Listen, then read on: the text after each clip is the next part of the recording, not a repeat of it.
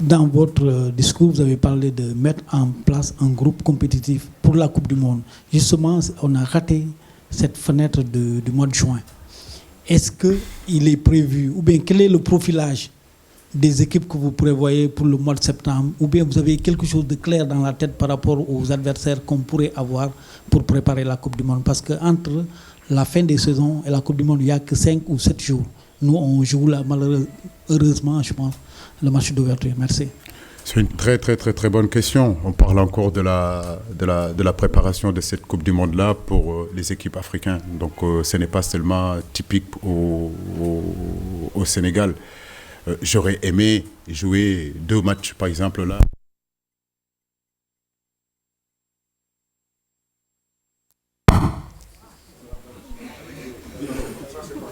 Arrêtez de vous moquer, là, c'est pas bien. Pas bien. Après, vous allez écrire encore que le stade, il ne fonctionne pas. Ça arrive, ça. Hein. Voilà. Ça arrive partout dans le monde. Allez pas écrire ça. Je vous le dis. Donc, je disais que oui, on aurait bien aimé jouer. Mais ce n'est pas le cas. Donc, cette préparation, c'est vrai que pour la Coupe du Monde, on ne l'a pas encore commencé. C'est ça la vérité. Mais si vous me demandez, est-ce que j'ai une idée? Oui, bien sûr qu'on a une idée. Ce que nous voulons, c'est avoir des sparring partners qui collent à un moment donné aux adversaires de la Coupe du Monde. Et ça demande du travail, ça demande des connexions, ça demande aux matchmakers de pouvoir travailler avec la fédération et avec moi, bien sûr, pour qu'on puisse trouver ces matchs-là. Maintenant, au mois de septembre, je crois que, Salif, si tu me demandes, je crois que la meilleure chose au mois de septembre pour aider les 5 pays qui se sont qualifiés à la Coupe du Monde, c'est carrément arrêter les éliminatoires de la CAN au mois de septembre. Et pouvoir donner la possibilité enfin aux pays africains de préparer cette Coupe du Monde-là. Sinon, on ne préparera jamais cette Coupe du Monde-là comme il se doit. Donc c'est à la CAF de prendre aussi ses responsabilités là-dessus. Si on va à la Coupe du Monde, c'est parce qu'on a besoin de matchs de préparation. Maintenant, si les éliminatoires de la CAN, je sais que c'est très important, mais je pense qu'on peut les décaler et de dire au mois de septembre, ces pays-là qui se sont qualifiés à la Coupe du Monde, allez trouver des sparring partners pour justement représenter votre pays, mais représenter tout le continent africain. Dans cette Coupe du Monde-là, on n'y va pas seulement que pour le Sénégal. Voilà, on y va aussi pour tout le continent africain et tous les Africains seront derrière ces 5 aériens. Merci, coach. Xanaa ñu jéem a def tënk bu ndaw mais juste 2 minutes ci wolof. Waaw ci wolof maanaam léegi waaw da ngeen di jël ñu bëgg waaw s'il vous plaît ñu bëgg a jël seen enregistreur ñu jël ko nga ne après dañ koy def après ñu def ko ci mandeng. Allez, ok. Alors, waaw coach bi ñu la jaajëfalee ci victoire bi di lay laaj rek ndax yaakaaroon nga ne match bi dina méttee nii tey. waaw lu comme na ma ko waxee sànq ci kàllaama nasaraan rek genre match yi xam nañ ko.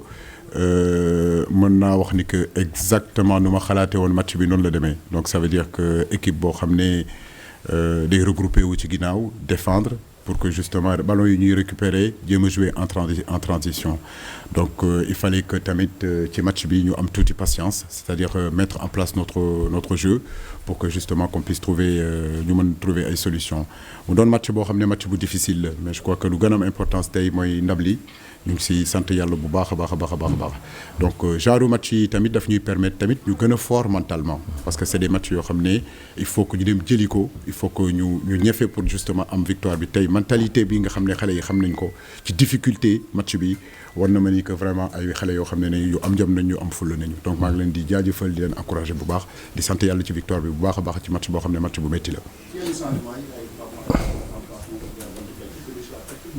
waaw c'est des choix tactiques c'est vrai qu'à un moment donné ñun dañu soxla woon contourner équipe bi parce que équipe bi bu ñu xoolee ba xool ci densité bi ci digg bi la nekkoon pratiquement 5 défenseurs moo fa nekkoon ak pratiquement 4 milieux de terrain donc il fallait que ñu contourner bloc bi donc bu ñu demee ba ci biir ñu gis ni que war nañu mën a def changement bi nañu indi Diao Keita Baldé repositionner Ismaïla Sarr ci côté droit bi dugal Diao Keita Baldé def ko nu mu tudd excentré gauche ci kaw ñu garder Habib ak Sadio Mané donc c'était un choix tactique boo xam ne moom la ñu bëggoon opérer ñu def ko bu ñu xoolee tamit ci fin de match bi changé nañu encore stratégie bi passé encore à 3 défenseurs si ginnaaw génnee Sabaly am ay piston muy Saliou ak Ismaïla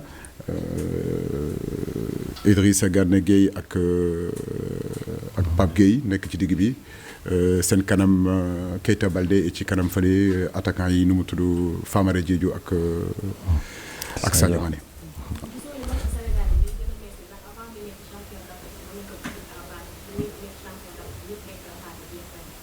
waaw mais noonu la sant si yàlla bu baax a baax donc ça veut dire que suñu liggéey ñëpp reconnaître nañ ko donc xam nañ ni que match boo xam ne match bépp bu ñuy joué dina doon match boo xam ne match combat la match bu difficile la comme ni ma ko waxee bon dina am match yoo xam ne xëy na ñoo gën a yomb ko yeneen yi mais tey moom c'est vrai que metti woon na trop mais féliciter tamit équipe rwandaise bi nga xam ne tamit vraiment wane nañu seen bopp ci rencontre bi mais comme ni ma ko waxee rek je crois que bu ñu bëggee progresser tamit si genre match yu métti yi nañuy progresser te tey wane nañ ni que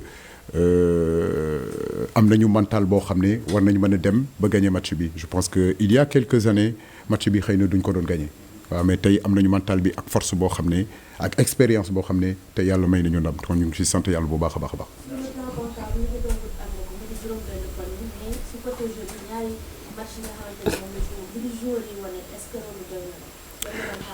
waaw mais je crois que lu gën a am importance c'est vrai que sur le plan comptable mais sur le jeu aussi je pense que match contre Bénin ça n'a pas été mal non plus on a fait de très très très bonnes choses def nañu affaire yoo xam ne yu am intéressant la contre Eswatini contre le Rwanda comme ni ma ko waxee pratiquement même match là en fait voilà Eswatini Rwanda bloc nu mu tudd bloc bu dense milieu boo xam ne milieu bu dense la donc ay joueurs yu am jom ay joueurs yu am fulla ay joueurs yoo xam ne bëgg nañ défendre seen camp donc forcément football moom ñaari équipe ñoo koy jouer voilà donc bu dee équipe ba noo xam ne deuxième équipe bi moom day taxaw si ginnaaw c'est souvent difficile mais trouver nañ solution bi te loolu moo gën a am importance.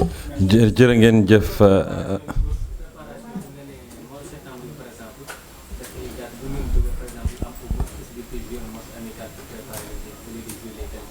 waaw parce que tey bu ñu xoolee tamit préparation coupe du monde bi mën nañu wax ni que ñun Sénégal commencé guñu ko tey mois de juin bi normalement après ñaari match yi waroon nañ am ñaari match yoo xam ne war nañu pousse pour que ñu préparer match coupe du monde yi mais yàlla def ni que amuñu woon préparation match yooyu Brésil lañ fas yéene woon jouer mais à la dernière minute Brésil bañ jouer contre ñun. donc ñu ngi xaar daal en tout cas au mois de septembre daal comme ni ma ko waxee sànq ci kàllaama nasaraan rek je crois que meilleure façon bu CAF war a mën a def confédération africaine mooy vraiment jox possibilité équipe yi nga xam ne qualifié nañ coupe du monde ba écoute ñu mën a préparer justement comme ni ñu ko waree suñu coupe du monde bi j'espère que CAF dina indi solution boobu parce que tey dañu waxante dëgg club européen yi club Amérique du Sud équipe européenne yi ak équipe Amérique Sud yi ils sont quand même en avance sur leur préparation par rapport à la zone Afrique. Voilà. Merci beaucoup coach. Merci à vous. À bientôt. Suba amul séance d'entraînement hein.